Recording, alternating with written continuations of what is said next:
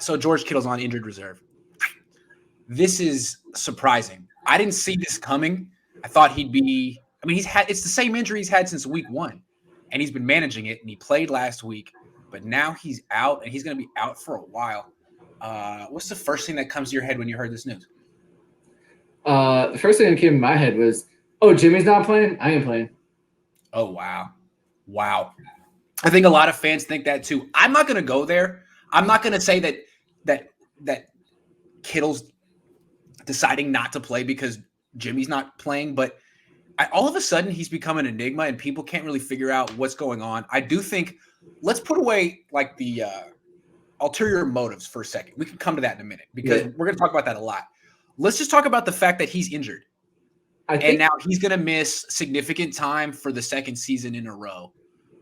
What is George Kittle's future? I mean, I think people used to look at him as franchise cornerstone, Hall of Famer, Ring of Honor, like one of the greatest tight ends of all time. Now, how much can you expect from him on a year-to-year basis? I mean, people wrote off Jimmy Garoppolo for these reasons. You could argue that George Kittle's even more injury-prone than Jimmy.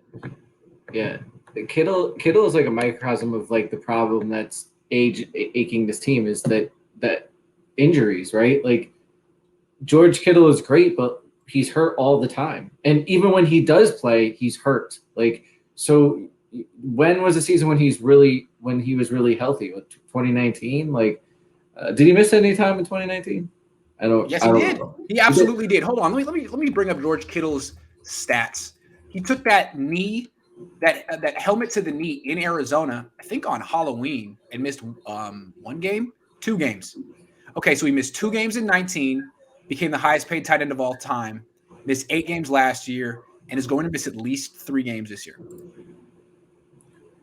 So, yeah, you play, and he plays that position where it's a physical position. It's, to me, they need to really change this roster and get rid of guys that are oft injured because it's becoming a nuisance every year. It's because all these things add up. When you have so many players that are oft injured players, it's just you're going to get this every year. You're going to get probability that you get injured players is just going to pop up. And George Kittle is one of them. What's interesting though is like it's easy to use the injury excuse to like jettison a mediocre player like Jimmy. It's like you're kind of lucky to have a mediocre quarterback because some teams don't have it so good. But once he starts getting injured, it's like, okay, boom, there's our excuse. We need to move on and get someone better. But Kittle, you're thinking we got the best tight end in the league. This is a top 5 player in the league. He's such a huge asset. He might be our best player on offense, or he is our best player on offense. And now you're going to use the same logic to really push him out of town, which is only fair. I mean, because really he was the biggest bargain in the league the first 3 years of his career, him and Mahomes. But now since he's gotten paid, he's becoming honestly an albatross on this team. For what he gives them, the amount of time he misses, and what they pay him, he's a problem. Real quick, let me just bring up his contract. Let me show you what I'm talking about. Right now, he's not expensive. He's at 5.4 for his cap number this year. Next year, it goes to 16. Then it's 16.3. Then it's 18. This is going to get bad if he keeps missing time. Really, it's not even bad yet. He's still cheap, believe it or not. Next year, he's going to be super expensive. So he's not going. The point I'll make on this, and this is it's the same point why I wasn't for drafting Kyle Pitts, is that the position he plays tight end, you can find really good tight ends all over. Like half the tight ends in the league like didn't even play tight end before. The guy in the Washington Redskins was a quarterback and was like sitting on his couch, and they're like, "Hey, you want to play tight end?" And they called him, and now he's a good quarterback. Yeah. Like, and half the tight ends in the league are like that. So, like, George Kittle's a really good player, but he's replaceable. Like, tight end is a replaceable position. You can find them. You can find tight ends late. You can find tight ends from another position and turn them into tight end. You can go to a different sport and get a tight end, basketball and get a tight end in the league. Like, it's not an impossible. Like, you can find these guys, and so to me, that makes George Kittle expendable if he's not going to play. Or if he keeps getting. Yeah, I'm totally with you, and it's just so interesting. As last year, you're thinking, man, Kittle's just getting started. You know, He got to the Super Bowl. He's going to be around a long time. And now it's like, where is his career at? I mean, a point I wanted to make that we haven't said yet is they're saying at least 3 weeks.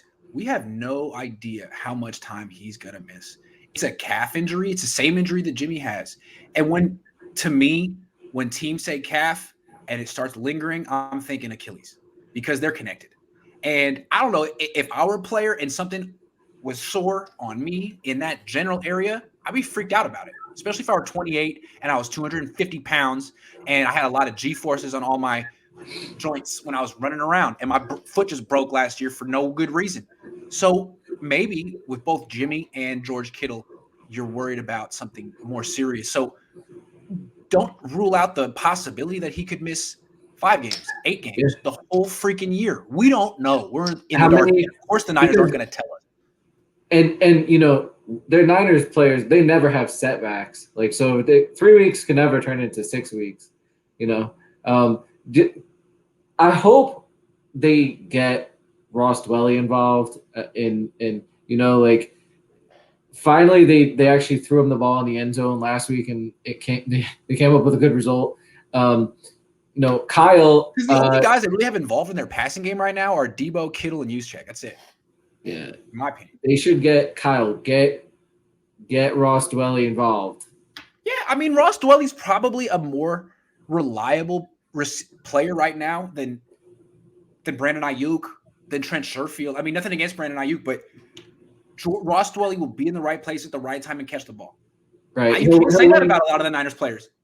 He'll win contested, and he'll win contested balls. He won't. There's so he's many not going to outrun ways somebody. You can use him. Yeah. He'll win also, people having a tough time catching Trey Lance's fastball. Well, that's your surest-handed receiver on the team. He is.